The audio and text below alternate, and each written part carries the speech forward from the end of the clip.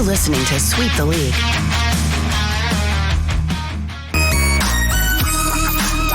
Hey, this is George Iceman Gervin, and you're listening to Sweep the League Radio.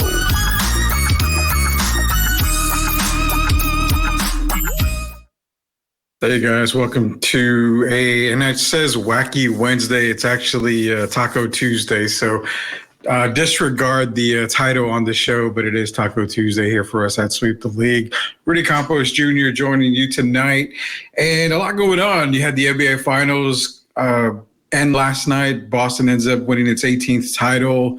Congratulations to the Boston Celtics. Derek White, former Spur, winning an NBA title with the Celtics. Shout out to Derek White, but also shout out to all the Boston Celtics players and the Dallas Mavericks. Both teams deserve kudos for making the NBA Finals. But again, Boston does win its 18th title in the Boston Celtics history.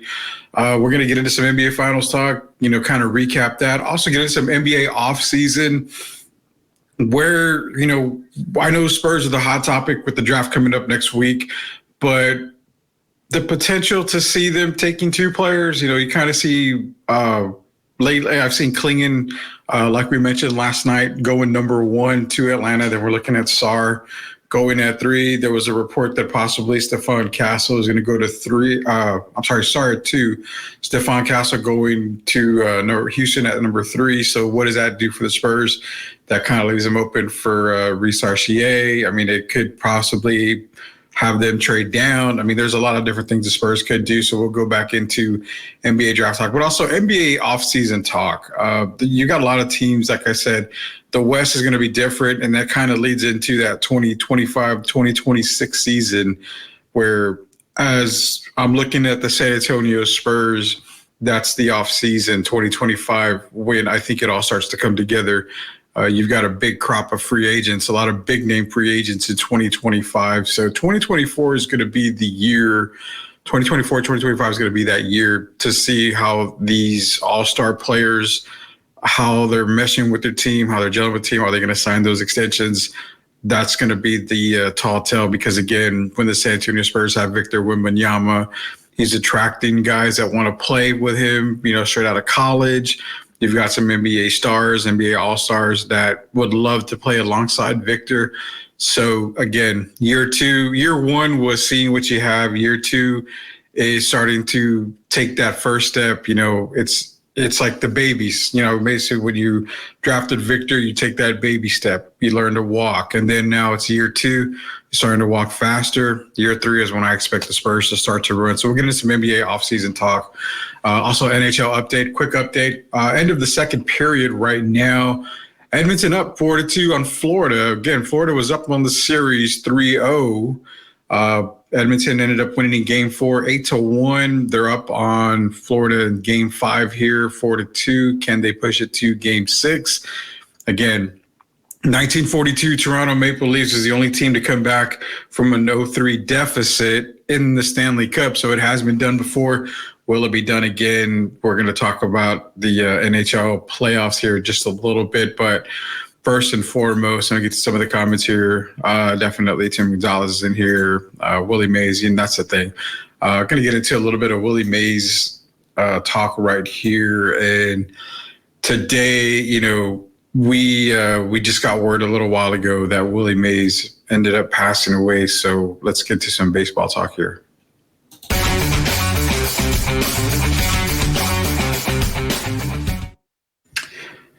So, yeah, it was announced that Willie Mays ended up passing away at the age of 93. And the one thing about Willie, for those of y'all that know, me, I am a Giants fan. I've always been a Giants fan. And that's, in honor of my dad. My dad was a massive Willie Mays fan, regarded as one of the best, if not one of the best, regarded as one of the greatest baseball players of all time.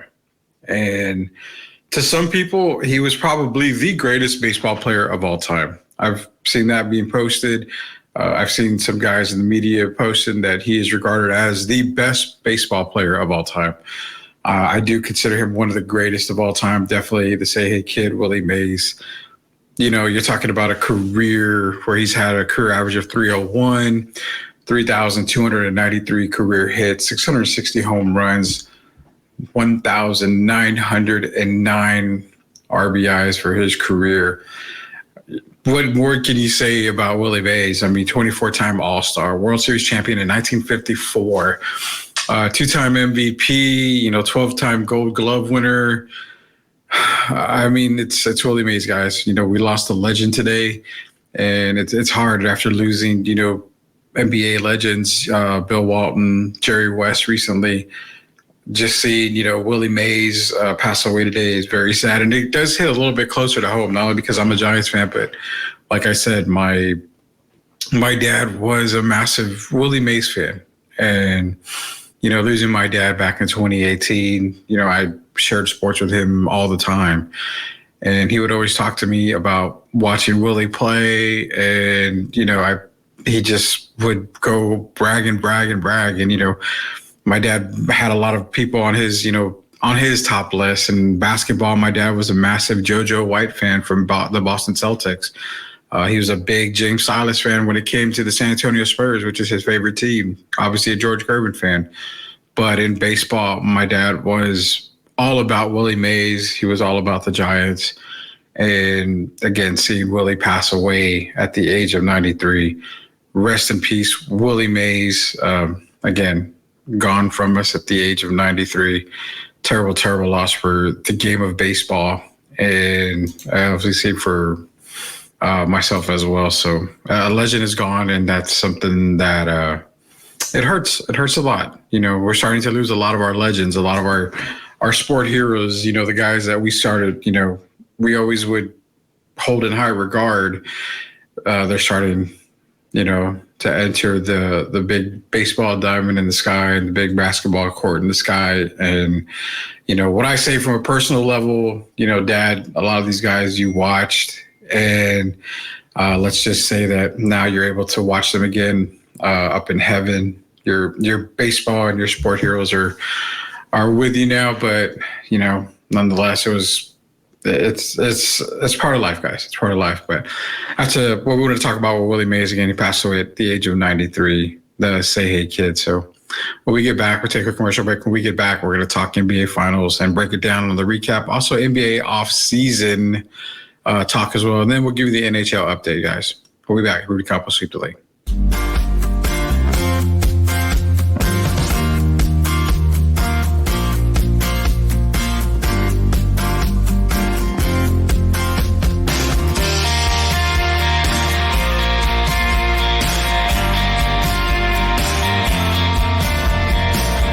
Do you want a refreshing new twist on the tea with ancient roots?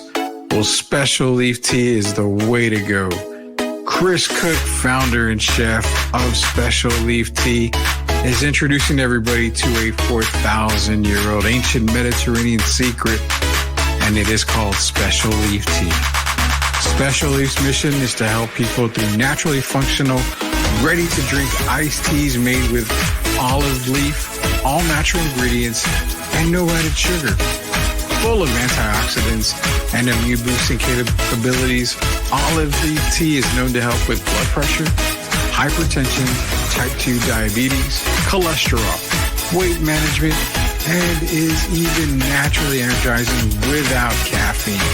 That's right, Special Leaf Tea, proud partners of Sweep the League, and as a drinker of Special Leaf Tea, I can attest to all of its great ingredients and better lifestyle.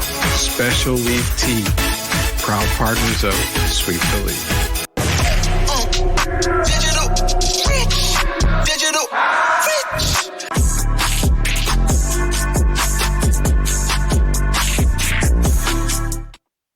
So the NBA Finals ended last night. We ended up seeing Boston Celtics winning the NBA Finals, adding number 19 to obviously, Boston lore there. MVP for the series was Jaylen Brown. Now, of course, talk's going to go back and forth. Jaylen Brown, probably shouldn't have won MVP. Should have been Jason Tatum. But Jaylen Brown ended up getting 7 votes from the writers that were able to vote for Finals MVP. I believe Tatum got 4. It could have gone either way. Could it have been co-MVPs? I'm all for co-MVPs in the NBA Finals, especially the way both Tatum and Brown played. But if you're only getting to vote once, I did say yesterday before the game ended that I was taking Jaylen Brown to win MVP. It just seems like Tatum was consistent throughout the series. I mean, hell, they both played prolific defense, but it just seems like, Tatum was consistent all around when it came to the stat sheets. For me, it was Brown had those clutch moments in the victories for the Celtics, if that kind of makes sense. He had those clutch moments. He got hot when he had to. He made the right play on the offensive side. He was slashing to the basket. He was making, the jump. He was making his jump shots when needed, when he was open. I think that more than anything, the reason why Brown got it pretty much was because, like I said, he made the clutch plays when needed. Not saying Tatum didn't make those plays, but they were happening more for Brown. And that's why I feel Jaylen Brown deserved the MVP. People are saying Jason Tatum was upset that Jaylen Brown got the MVP. And I highly, highly doubt that. I highly doubt he was upset. When Brown was presented with the award, you saw Tatum laughing and smiling. But Jason Tatum is also a guy that he thrives on wanting to be better and knowing that, yes, they got their first title under their belt. Could there be more? I'm going to get into that in a minute. That's probably going to motivate him to become better and be better. They get back to the finals, you may see a different type of Jason Tatum. Did they necessarily need it? Not really. Not really. They go in there afraid to say, I believe you're talking about the deaths. Yeah, they do. So, like I said, recently we had Bill Walton, Jerry West, and now Willie Mays. They do come in 3. Sadly, they do. So let's kind of take a break on the legends' death in pro sports for a little bit, because all 3 were definitely hard ones to overcome. Rudy, what's up, Seth? How you doing, man? How are you doing, brother?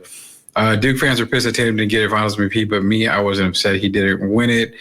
Can't be upset about it, man. I mean, Brown, he made the clutch plays when needed, and that's why I figured I was going to give him the MVP, and that's why I figured he won the MVP. Tatum got the Iguodala treatment. Brown carried them. Yeah, I mean, it's not so much he got the Iguodala treatment, because remember, if Tatum got the Iguodala treatment, Andre Iguodala was MVP in one of the finals. So Tatum was. So let's break it down like this for NBA Finals. Brown was more deserving of the MVP. I think he was more clutch. And I think that's where the key was he was really clutch in the finals in certain areas. Tatum was smooth the entire time.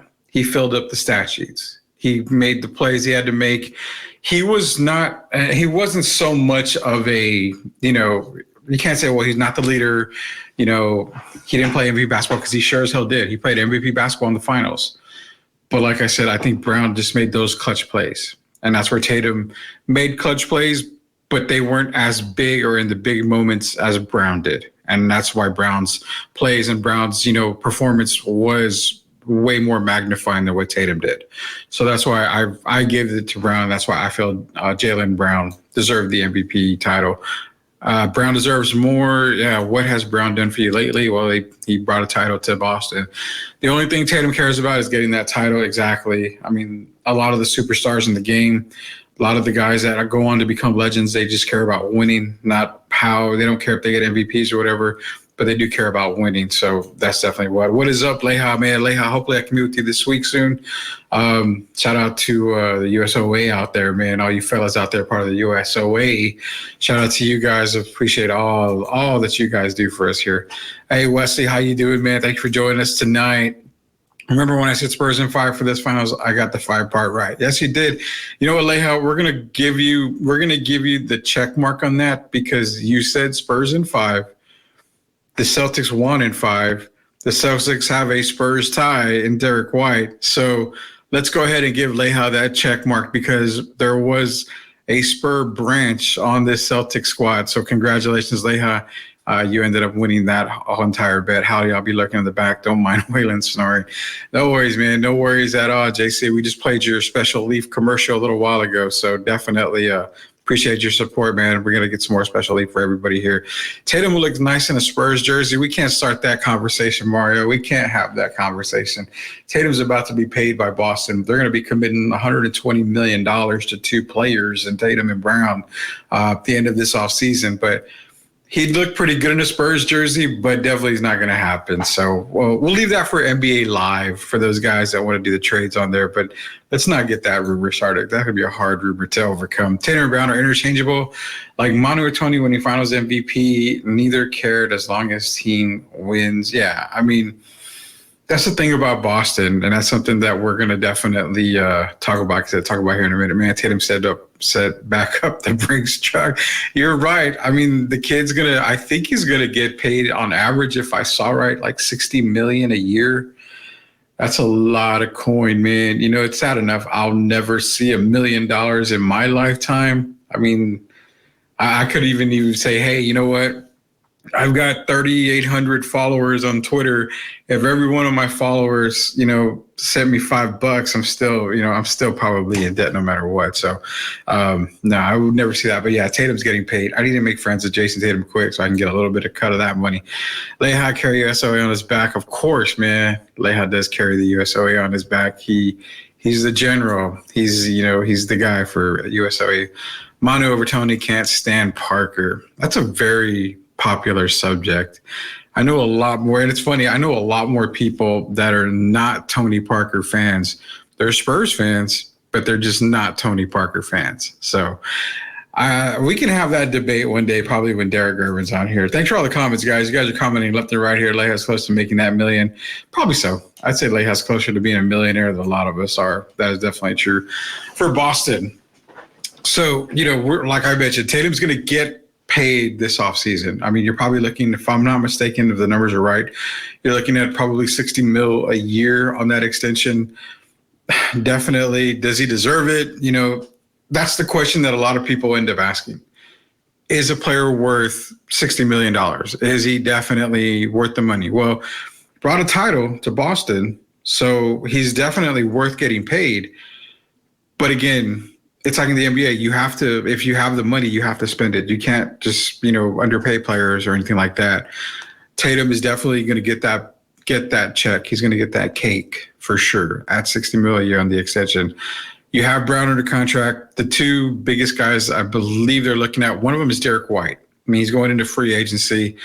That's going to be their main priority, is signing Derek White. Does Derek White want to be back? I 110% believe Derek White wants to be back in Boston. So that's going to be their priority, is Derek White. I feel they're going to re-sign him going into next season. Talking to Jeff Garcia on Locked On Spurs, I did mention, actually, no, it wasn't Locked On. It was in yesterday's episode of Sweep the League.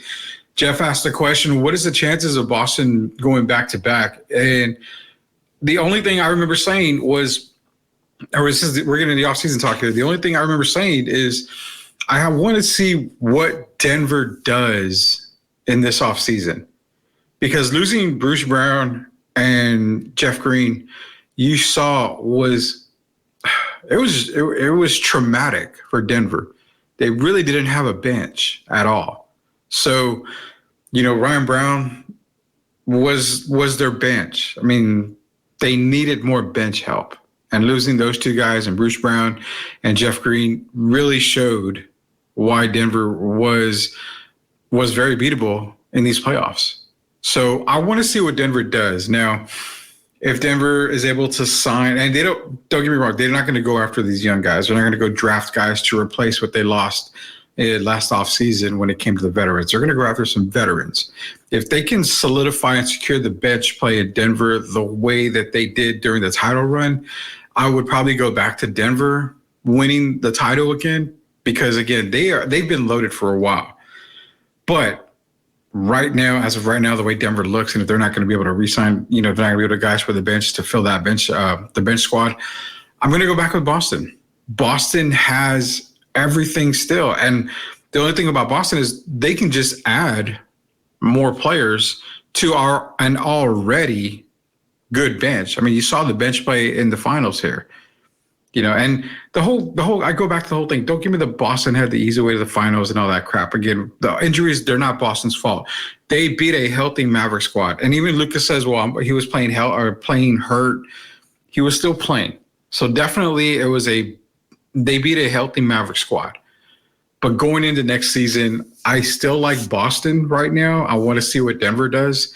I do like Boston going into next season. Just put it out there now. Congratulations on the NBA Finals win, the Boston Celtics championship number 18. Let's get into some NBA offseason talk, more than just the Boston and Denver chatter that we've been having right now.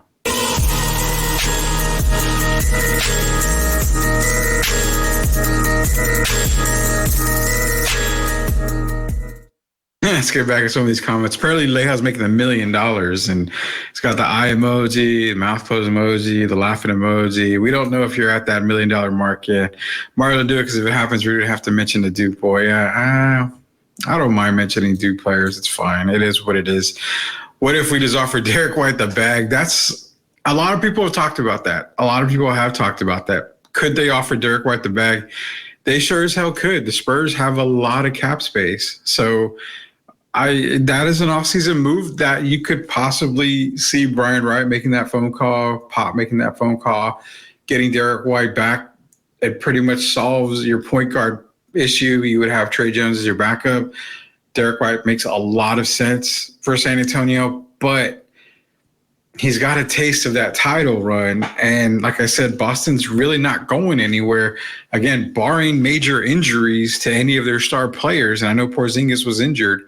But again, barring injuries to any of those bigger guys too, I don't see Boston losing in the East.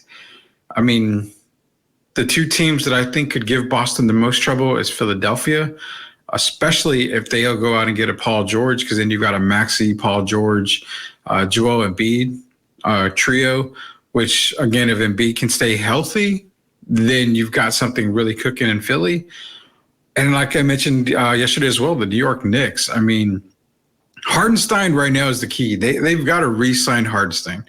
If they don't, look for possibly Oklahoma City to try to sign Hardenstein. And if they do, wow, Oklahoma City can go straight to the forefront in the West, in the Western Conference with the Hardenstein signing. Not only that, you got to remember Oklahoma City has a lottery pick this year as well. How scary is that? They've got a lottery pick this year.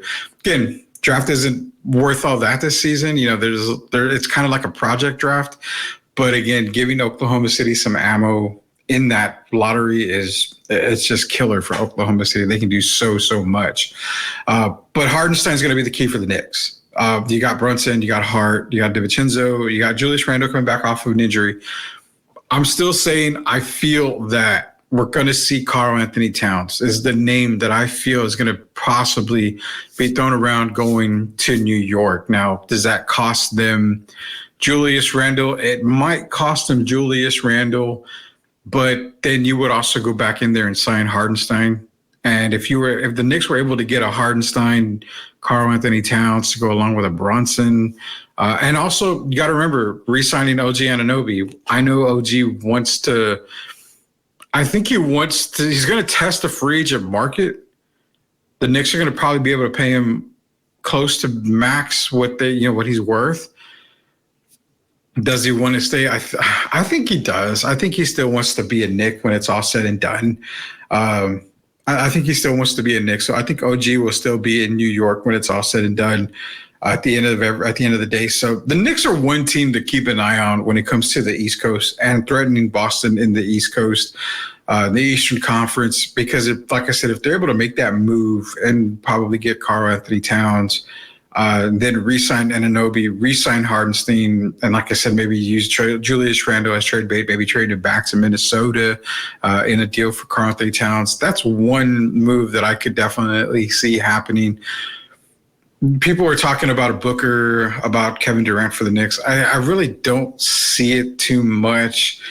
It's hard to say. I think they really need that They need that other big guy. I mean, you saw they were missing it this postseason when Randall was hurt. So I think Karl-Anthony Towns is probably the one guy. But hey, lay out the Derek White. Good possibility, man. I mean, it's something that they can look at. You definitely can look at when it comes to Derek White getting that bag and paid in the offseason. KCP is entering free agency. I believe he is entering free agency. So again, I think he's entering it, but he's going to probably end up. I think he's going to probably just going to go ahead and re-sign. I don't think he's really going to go anywhere. Tim Whip has been the best. Tim Whip has been the best Duke player to play with the Spurs, or who? I bet you it's like who? Yeah, who has been the best Duke player to play with the Spurs? Trey Jones. If I have to throw my hat in there, Johnny Dawkins is one that I would probably say is up there when it comes to a Duke player.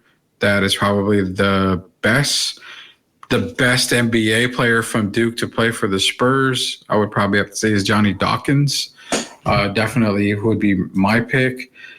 Too much parity in NBA. Haven't seen back-to-back titles in 5+ seasons. Boston has monkey out their back. These young teams are going to be contenders again. Injuries always play a factor. Injuries are always a key, Wes. That's what we're mentioning in the NBA offseason. It's always a key to get back to the NBA Finals, and it's tough. It really is tough, but let's go to the rundown. I said the Knicks, depending on what they do in the offseason. Even if they don't do anything, I still think the Knicks are one of the teams that's going to be a threat to Boston when it's all said and done. Not only that, when it comes to, like I said, the 76ers, if you have a healthy Embiid, you're going to be able to compete, especially against Boston. But they've got to get that third guy. Tobias Harris was not that third guy. Tobias Harris isn't even going to be in Philadelphia when the season starts. Outside of that, Orlando, I'm hearing the rumblings, and I kind of can see the Klay Thompson to Orlando move. That's not enough to get Orlando up there, but Orlando's a team it's rising. It's rising up. There's too much turmoil in Cleveland. You're either going to have to either keep Darius Garland or you're going to have to keep Donovan Mitchell.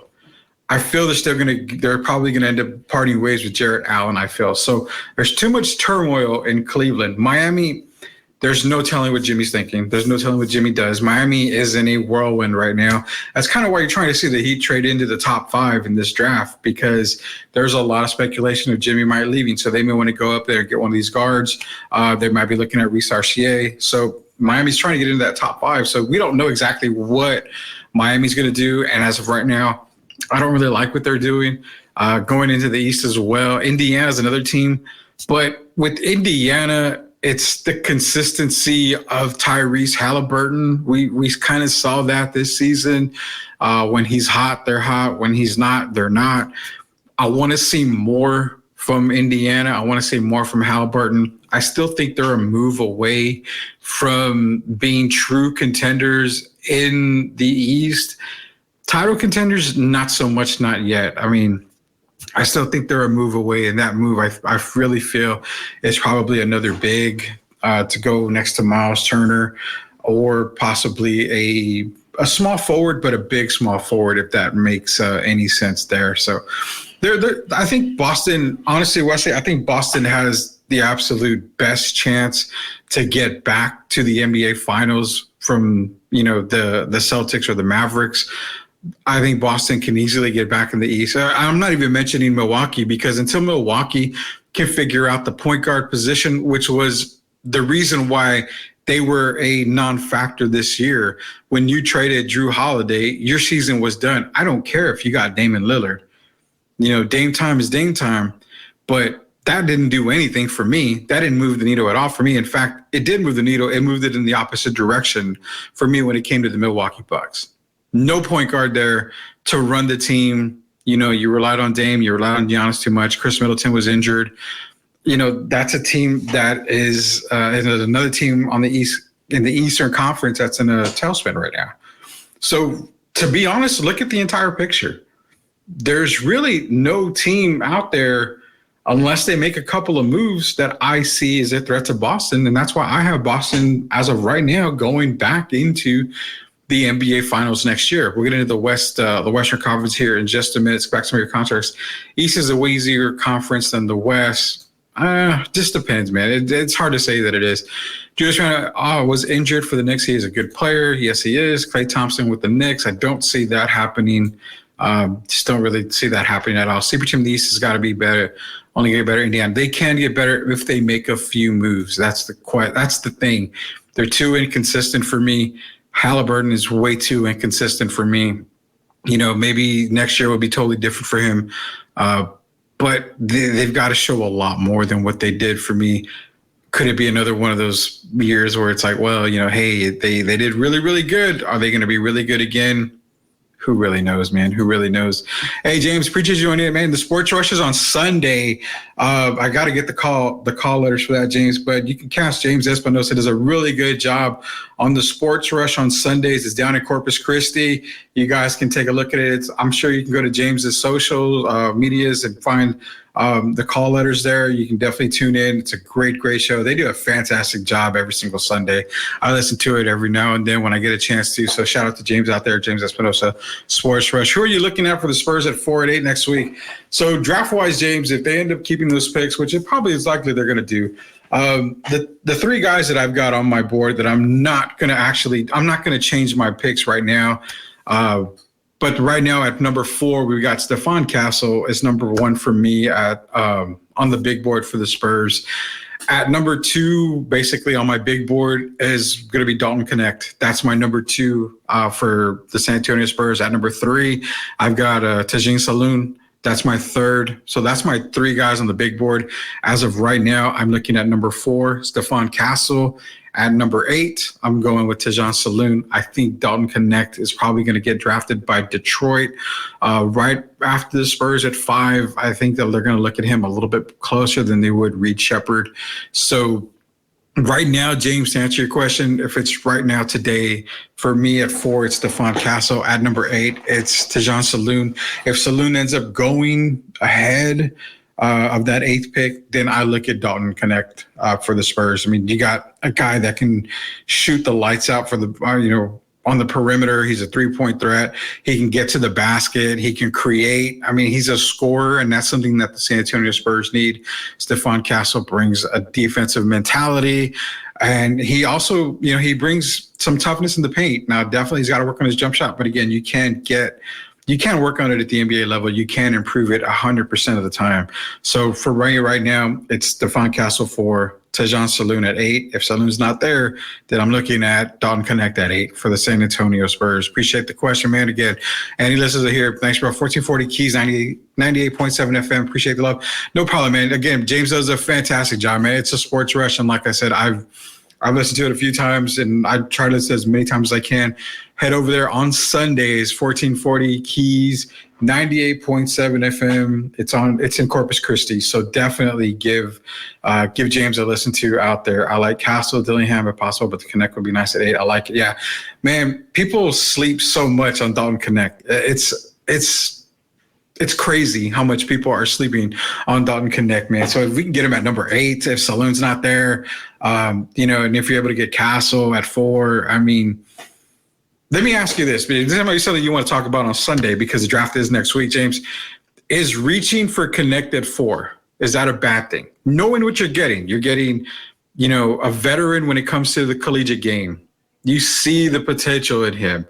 He fills so many check marks that the Spurs need filled with the exception of point guard. It just makes a lot of sense for Dalton Connect to be a San Antonio Spur. That's why he's number 2 on my Spurs big board. He checks so many boxes for the San Antonio Spurs. You need scoring, he scores. You need shooting, he shoots. You need toughness, he's tough. The biggest knock on him is his defense. He's not a good defender, but if you send a notice, that is the very popular character, basketball skill that is a con for a lot of these kids coming out in this draft is they're all suspect on defense. So if you're going to go with the best player available, Connect might be that guy for you. I mean, he checks so many boxes when it comes to everything. So it's something for you to talk about, man. I appreciate the comments. And yeah, Calson Dillingham, I'm not that high on Dillingham. I'm not high on Dillingham. I've made it clear right now for Dillingham, I have him probably right around that 7, 8 down to like 12 spot being drafted. I'm really not high on Dillingham at all, but appreciate the comment, man. Definitely love having it on again. James Espinosa, Sports Rush, man, 1440 Keys, 98.7 FM. Definitely go take a listen, man. Great stuff that he's got going on out there. Drew Holiday is having the last laugh. He traded me for nothing. Exactly. It's that Drew Holiday, man. You know, it's Holiday. He's got a title with the Bucks. He's got a title with the Celtics. It's a Drew Holiday trade. It's story time. Y'all hear, tall tales and other shows and all that. I don't tell tall tales. I got backups. I got what you kids call receipts. The moment Drew Holiday was traded to the Boston Celtics, I speed dialed Derek Gervin and I said, Boston's win the title. He's like, no, Denver's going to win it. He said, I have Denver and Boston in the finals, which I had Denver and Boston in the finals as well. But he said, I have Denver and Boston finals. I have Denver winning. I said, no. Drew Holiday is the key to the Celtics. That's the title, guaranteed. Drew Holiday was the difference maker. The way you look at it, he was the complete difference maker. So yes, Drew Holiday is the key, man. He is a massive, massive key for the Celtics. Question, really, that pick at 35 could be very interesting. Who do you feel falls through the crack out of first round and slips to the Spurs at 35? So I've got my list here. So, that's something that I'm going to get into with you guys right now. So let's go ahead and we'll bring it up here in just a second here. So I got my list here. At 35, it's kind of best player available, Wesley. But I guarantee you're going to find a couple of guys there. And I'm going to give you a couple of guys. I'm going to give you a couple of late guys that I really, really like as possible late fits. One of them is Cam Spencer. Now, again, Cam Spencer, who? UConn. He's a wing out of UConn. Shoots 44% from three-point range. He averaged like 14.3 points a game. Let me give you a little bit of the numbers here. He's a catch and shoot threat. He's off the ball mover. He has a good feel for the game. He's a knockdown shooter. So one thing that the Spurs need, obviously, is shooting. They need to get a shooter, a spot-up shooter. And that's something that Cam Spencer out of UConn did very, very well. He stands like 6'3". He's kind of on the small end, but again, he's got a very nice trigger. He can get the ball up quick. Really good spot-up shooter. He's a defensive liability in a sense, but again, like I said, the popular thing on all these kids is their defense. It's going to be tough on the defensive side for the guys. But I like Cam Spencer. He's definitely one guy that I'm keeping my eye on for that second round. Also, a couple of other guys that I'm looking at that might slip through the cracks here, which I don't know if one of them will, but it's a good possibility. Nikola, you got to forgive me, Nikola Jurisic out of Serbia. This is a guy, he's 6'7", 14.8 points a game, shot 30% from the field. He's just a playmaker. And he's a guy that's going to be kind of a development guy. So whether he stays another year in Serbia or not, the Spurs are fantastic when it comes to draft and stash type players. If he stays in Serbia, that's fine. He's 20 years old, so you can give him another year over there, or you bring him over, you let him cook in Austin for a little bit. To me, he's a late second round, like a mid-second round guy. He could sneak into the top, to the first round, the bottom of the first round. He could be there at the beginning of the second round. But as a middle of the pack type guy in the second round, I do like Nikola Jurisic out of Serbia. That's another name that you've got to keep in mind. But Wesley, thank you for bringing this up. I'm going to remind everybody here, we've got 56 people strong on the live stream. So let's get a reminder in. Sweep the League is going live, guys, Wednesday night for the 2024 NBA draft. We will be live for the first round, bringing you all the coverage, all the draft picks for the first round, not just for the Spurs. We're going for every single pick for that first round. We're going to provide you with player profiles, player stats. We're going to give you our takes on the drafts, every draft pick for every team. Any trades that happen, we'll give you all the knowledge you need. So again, you can watch it on ESPN or wherever it is, or you can have it on, mute it, and listen to us here at Sweep the League. You can join in the conversation. You can give us your thoughts. You can give us your comments. Did you like the picks? Who do you think is going to be selected? So we're going to go ahead and let everybody know now that we are going to be live on Wednesday. We're going to do a pre-draft show before the draft. And once the draft starts, we will be live right back again, providing full coverage, wall-to-wall coverage of the 2024 NBA draft. It's going to be myself and a few other guys from Sweep the League, as well as Ben Bornstein.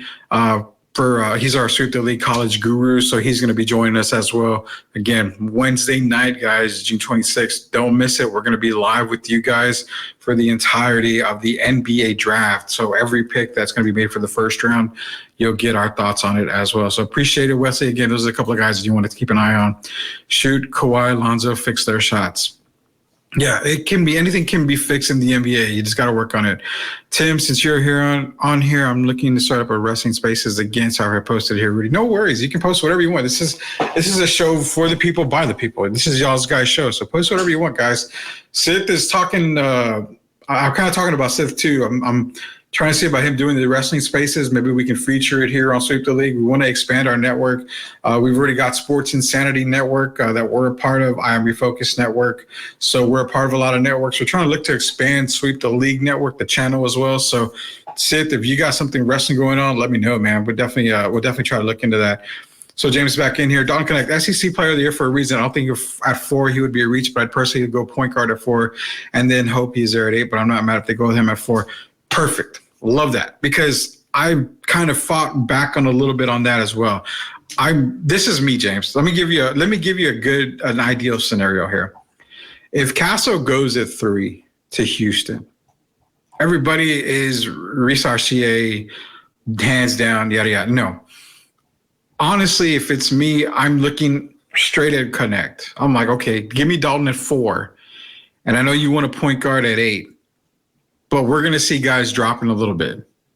You know, I hate to bring up his name, but you got Topic dropping. He could possibly drop to 4. If that knee injury isn't so serious, then you can probably get him at 4. Another guy the Spurs have been working out recently, if you need a point guard, is Devin Carter. Devin Carter is another guy who should be there at 8. So if you're able to get Connect at 4 and then come back at 8 and get Carter, there's your 1-2 punch. I think Connect at 4 is probably a little high. If it's me, I'm probably drafting him at 4, but that's probably why I don't have a job in the NBA as a GM, because I'm the guy that said I'll take phone calls on Tim Duncan and Victor Wembanyama. Not saying I would trade him, but I would definitely take phone calls on those guys. But Connect at 4, again, Topic's dropping. So Topic is definitely another guy to keep in mind at number 8. I mean, you're going to have point guards after that first pick still available. Topic, Carter, man, who else? I'm looking up a couple of guys here that I have written down. I mean, you could even think about Isaiah Collier later on. You could trade down at 8, trade down a little bit in the first round, get an Isaiah Collier later on. So there's point guards available to fill. I think more than anything, it's got to be best player available. I know even if Dillingham is there, you may consider Dillingham at number 8. But, I mean, I'm glad you agree with me on that. I mean, not too many people agree with me, and I've gotten a lot of pushback when I've said that Topic at Connect at number 4 is probably something that I would do, and I would not be mad about it if they didn't do it, if they did it, because, I mean, he checks so many boxes for the San Antonio Spurs. So appreciate the comment again. You know, go listen to James, guys. Got a great show, man. Great show. 1440 The Keys, 98.7 FM down in Corpus Christi. He does a fantastic job. Provides some of the best sports coverage in the region, 100% hands down. Really hoping to start talking about wrestling. We're working with Sith on that. I promise you we're working on Sith on that.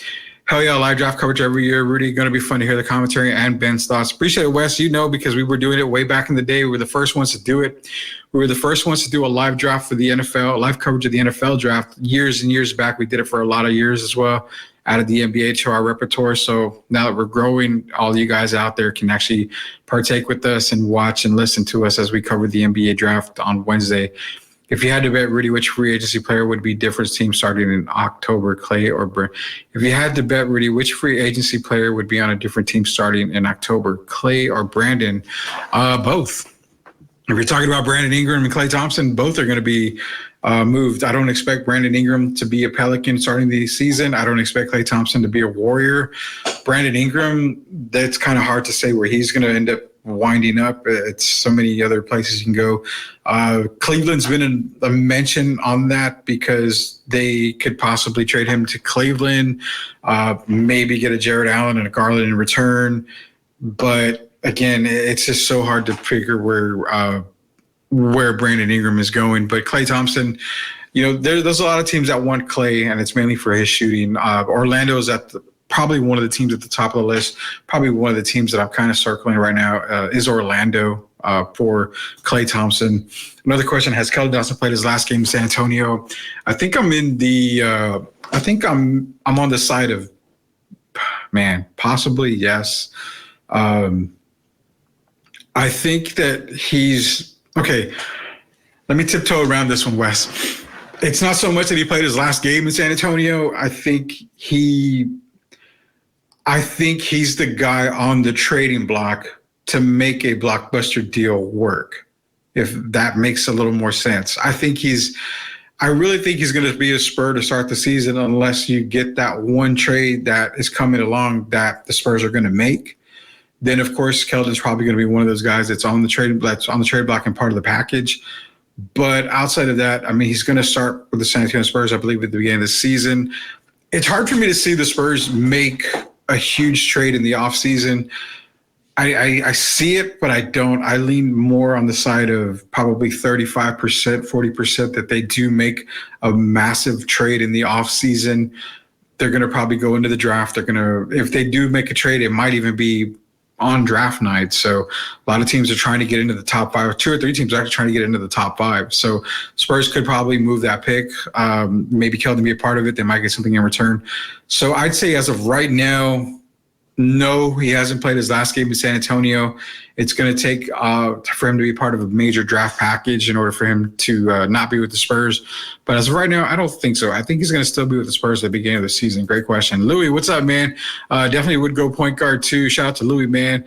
La Cocina food truck is best food truck in New Braunfels. We're going to do a lot of work with Louis here pretty soon. So again, be looking for a lot of stuff coming out from La Cocina food truck here in New Braunfels. You guys in the New Braunfels area, hit up Louis at the La Cocina food truck, man. Thursday through Sunday. It's great stuff out there. Here's your second place number 8 all time isn't super low, not a lot of meaningful players. It's tough to say, man. You can say that about the number 1 picks. A lot of number 1 picks have kind of come and gone when it comes to the NBA, but yeah, we'll get into some more talk here. We'll give you an NHL update as well.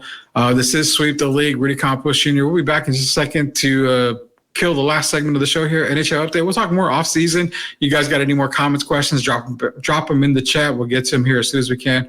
Rudy Campos Jr., Sweep the League. We will be right back, guys. Living in South Texas, we know tacos are king, especially in the San Antonio and surrounding areas. So if you want the best, then go get the best. La Cocina Taco Truck, located at 283 West San Antonio Street, New Braunfels, Texas, where Louie and his staff are cooking up the most amazing and greatest street tacos you can ever imagine. There is no order too big or too small for Louie and his staff to get going and get ready for you.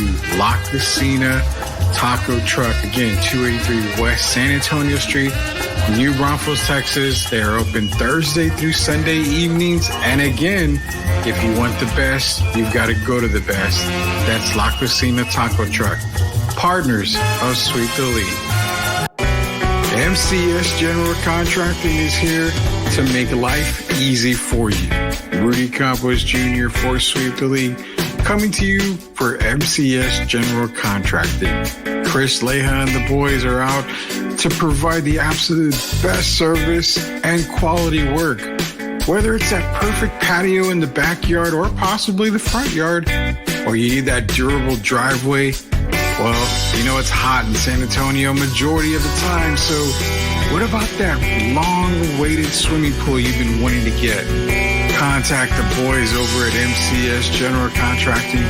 They will take care of everything that you need. And I guarantee you, they are the best in the business. MCS General Contracting. Hey, this is George Iceman Gervin, and you're listening to Sweet Willie Radio.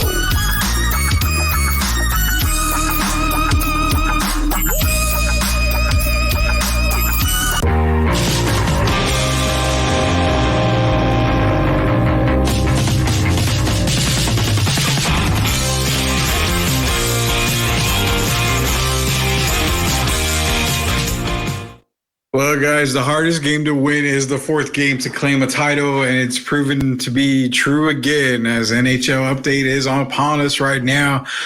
We are sitting at the score of 5-3. Edmonton on top of Florida 5-3. 18.7 seconds to go in the third quarter. Edmonton just scored again, so it's 5-3. Edmonton on top of Florida. This looks like it's going to Game 6. At the beginning of the series, I did end up taking Florida in 6 games, but man, they were up 3-0 in the series. Now it's going to be 3-2 with Florida still maintaining the series lead. Going back to Edmonton, could Edmonton pull it off? Could they make the comeback? Can they come back being down 0-3 in the series and be the second team in NHL history to match the 1942 Toronto Maple Leafs as the only teams to come back in the Stanley Cup down 0-3? Looks like it's possible. Looks like it is possible. So we'll be tuning in and we'll give you some more updates when it comes to Game 6. It has gone final. Edmonton does win. Game 5 series is 3-2 Florida on top 3-2, but Edmonton does win Game 5, 5-3 over Florida. We'll try to get Barry Bez and Carson Best back on the show here pretty soon to talk about the NHL Stanley Cup. It's awesome. If you guys are watching it, you need to watch the Stanley Cup ASAP. It's getting really, really, really good, man. Really good. Shout out to you, sorry, OG, El Mero Mero, Leja. Definitely shout out to Leja, man. All I know about the NHL is that that Oilers chick. You know, the Sucio part is coming out of you, Sith, man. Yeah, apparently that Oilers chick, everybody knows about that Oilers chick. And if you haven't, just go to social media on Twitter or X or whatever. I'm pretty sure you'll see what he's talking about there. Rudy, earlier you said Johnny Dawkins' greatest Duke player to play for Spurs. How about Gene Banks? Yeah, Gene Banks is another one. I completely forgot about Gene Banks. Spurs have had a pretty good run when it came to some Duke players. I mean, Trey Jones is one. You got Johnny Dawkins, Gene Banks. I think Cherokee Parks was actually a Spur for a little while there. Obviously, Danny Ferry was a Spur for a little while there as well. So they've had a nice little run on Duke players. So, yeah, shout out to Tim Gonzalez on the Duke reference here. But nonetheless, man, I mean, the offseason, like we've been talking about, let's go to the Western Conference now. We talked about the East. I say Boston is probably going to end up coming up.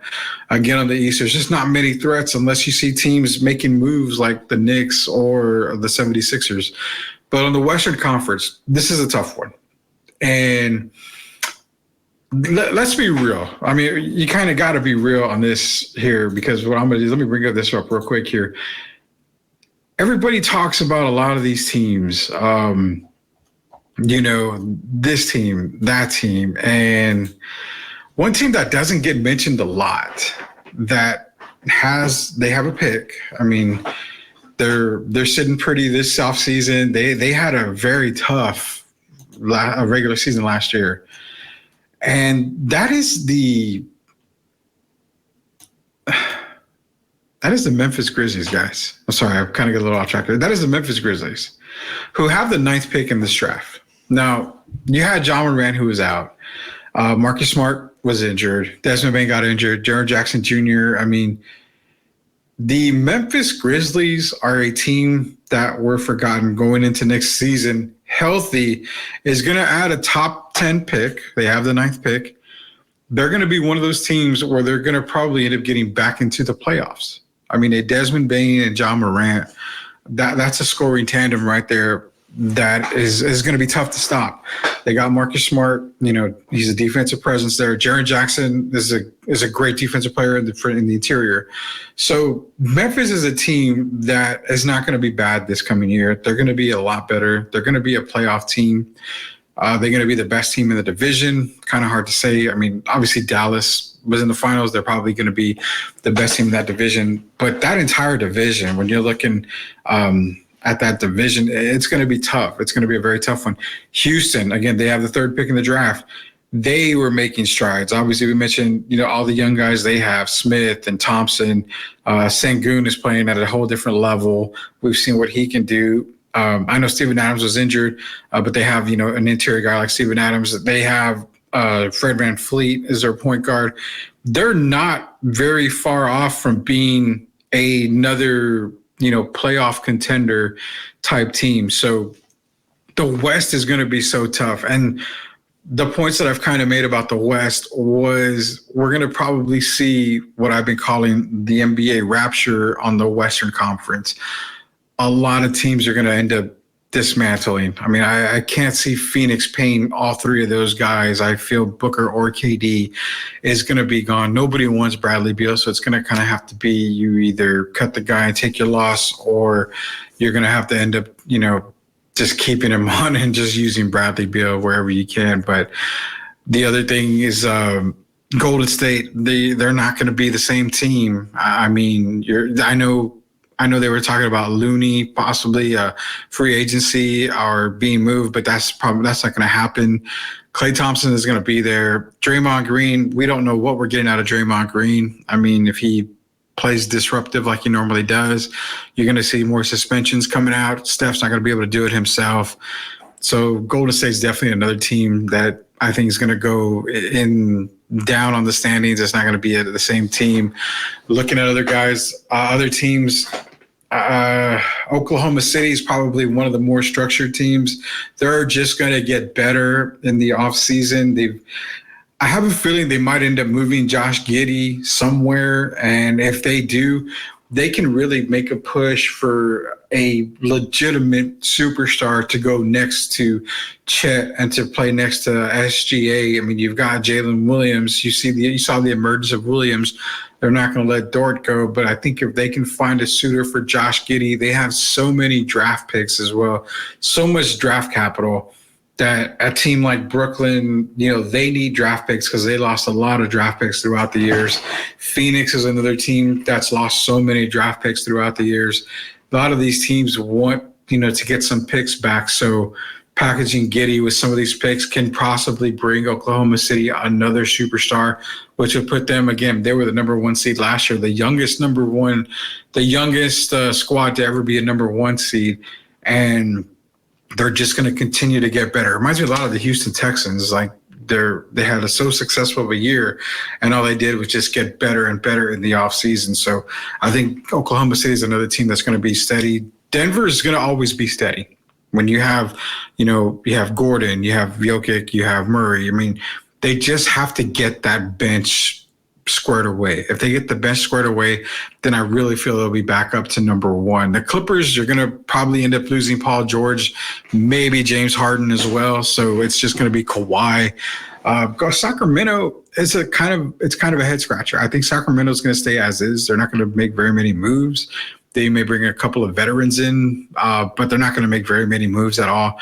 Sacramento is another team that is one to watch. And I mean, you can say the Lakers, there's so much talk about the Lakers because LeBron's going to be testing free agency. Now there's even rumblings that there's a possibility they could be shopping Anthony Davis around as well to see what they can get in return for Anthony Davis. So the Lakers are another team to kind of keep an eye on. The Pelicans, Brandon Ingram is gone. Is Zion and CJ McCollum going to be enough to keep the Pelicans afloat in the play-in spot? The Mavericks are still going to be fine. The Mavericks will still be fine. I mean, I don't see them making too many more drastic moves. They may add a player here or there. I don't see them. I think Derek Jones is probably their biggest free agent right now, which I fully expect to see them re-sign Derek Jones. He was a really vital piece to the Mavericks this season. So I think the Mavericks will be fine. So my only guarantees are Oklahoma City, Denver, Dallas. Minnesota's another one, depending on what happens with Cat. If Cat ends up being moved and you're stuck with Anthony Edwards and Rudy Gobert, Mike Conley, it depends on who comes back in return for that Cat move. They could be another team that kind of doesn't fall from grace, but isn't exactly a top three team in the West. So right now, I mean, you're looking at Oklahoma City, Denver, and Dallas probably is my only guarantees to be in the top four in the Western Conference. What does that do for the Spurs? Last segment here. What does that do for the Spurs? I mean, you see the Spurs, 22 wins last year. I mean, are they going to be able to get to 40? So you had to have 46 wins to make the play-in game. The question is always, can they get into the play-in game? I mean, I think you're going to have to really walk a little bit faster than you can starting to run. It's going to be tough. I don't see them as is right now. the way they stand, if they bring in just the draft picks and they keep the same exact team, I've had them at about 28 wins going into next season. At the end of next season, I had them at 22 this year. I think they're able to get another 6 wins. So putting them at 28, I'm around that 27, 28, 29 range. Could they get to 30? It's a very good possibility. I think I have the ceiling at 30, 31 for the San Antonio Spurs. Not enough to get into the play-in spot. But again, that's a team as is. We don't know exactly what they're going to do in the offseason just yet. So as is, if the same team comes back with the draft picks that they're going to be drafted next Wednesday, I see them at that 28, 29 win mark right now. But it's the summer of 2025 when you have a lot of these big name free agents come in. You're going into year 3 of Victor. You've got more people around him. You've got more players around him. You can make more moves around him in 2025. That's where I'm starting to say, okay, now let's start talking about 42. Let's start talking about 41 wins. Then we can start talking into the high 30s, low 40s for the wins. And that's where you start to see that engine just starting to rev up in that 2025, 2026 season. So that's my take for the Spurs and going into next season. But again, we've seen crazier things happen. I mean, they could go on a little tear, win 35 plus games. But again, you had to get to 46 wins this year to make it to the play-in. Next year, I would say 44, 45 wins is what you need to get into the play-in spot. But again, the Western Conference is going to be a big old NBA rapture. I feel it. I mean, there's going to be so many moves being made out there in the Western Conference. Definitely is going to look different. So we got some comments here before we go. Swiss, what's up, man? How you doing, man? Memphis will be back in the playoffs if everyone can stay healthy. Exactly. Memphis is the scary team. And I mean, they were definitely injured all year. You're bringing back John Morant, Desmond Bane, Marcus Smart. That's a nice little trio in the backcourt. Jaren Jackson, they have a top 9 pick. So if they're at 9 and, they're looking at a player, I mean, you could look at Matas Buzelis could be there at number 9. I mean, that's a pretty good player at 9. Saloon could fall to 9, and they could scoop him up. Cody Williams possibly could fall to 9. I mean, they can get another player there in Memphis to help with them. But, yeah, that's one team that people forgot and kind of wrote them off this year for good reason because everybody was injured. A healthy Memphis team is a playoff team. What's good, man? I appreciate you joining, Swiss. Appreciate being here, man. The Suns probably need to let either Durant, Brooks, or Beal go. It's gonna be either Durant or Booker. Bradley Beal is gonna have to stay. No one's gonna take on that contract. No one wants Bradley Beal. You're gonna have to give up Bradley Beal, another young guy, and then possibly more draft picks, which Phoenix doesn't have. So no team's gonna. If you are trading for Bradley Beal, then you probably need to be fired as a GM. Just saying. We're about to start the Marcus Smart revenge tour. I feel bad for him yesterday, but I know he'll come back. It's a revenge tour for the entire Memphis organization. I mean, injuries happen. We've seen it all the time, but Memphis is definitely a healthy Memphis squad is definitely a playoff squad. They'll be in the playoffs as long as they can stay healthy. I've said before about the Suns with KD. I see them playing another season or two, but they'll be a lottery team in a few years. 100%. 100%. It's never going to work because, A, there's no point guard. I mean, maybe if they go out and sign Chris Paul to a vet minimum, then I can say, okay, I believe in, Phoenix because you don't have the ball in Book, KD, or Beal's hands. You can have it in a true point guard's hand, and that makes it a lot easier for these guys to rub off screens, to come off screens. You can see, Chris Paul going off a pick and roll, finding the open man. You're surrounded by shooters. Imagine if Chris Paul is a point guard for Phoenix and he's got Durant, Beal, and Booker on the perimeter. That's a very, very deadly Phoenix team. They are just a point guard away is what it is. So get a quality point guard. I think Phoenix is actually one of the better teams in the Western Conference. Warriors are washed. I would be sorry if they run it back with Klay is out there. Klay is definitely gone. Klay is gone. He has nothing to do with the Warriors no more. Definitely gone. So I agree with you 100%. Clippers might move PG to Philly. That's the rumor. Paul George to Philly is the rumor. That's probably the number one spot that we're looking at for Paul George to go. Giddey gone, Wizard or Shanghai Sharks. Subway might sponsor him.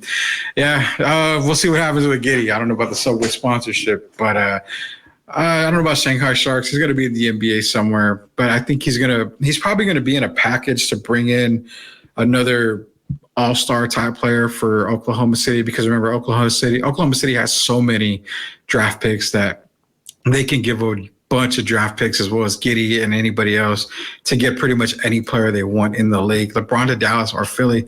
I'm hearing LeBron wants to play Luka and Kyrie. So the reports coming out earlier, not today, but earlier a few days ago, was that the Mavericks are super high on Bronny James.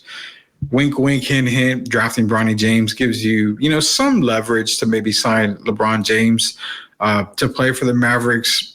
Luka, Kyrie, Bron, I mean, it would work, I think. I mean, Luka's pretty much the alpha there. Can LeBron take a step back and not so much be the alpha and not be commanding the ball? That's kind of hard to say. That it's kind of a tough situation. We'll have to see. We'll have to see. But yeah, I think LeBron does want to play in Dallas and with Luka and Kyrie, especially if they're able to get Bronny James. PG don't want to be a Clipper no more. I don't think anybody wants to be a Clipper anymore. They need to just blow it up and rebuild in Clipperland. But they're going into the new arena, so they've got to keep some of these guys if they want to sell some tickets. So Cat gone. Yeah, I did mention earlier Karl Anthony Towns is gone. I feel like the Knicks are the one spot that Karl Anthony Towns is going to be ending up in.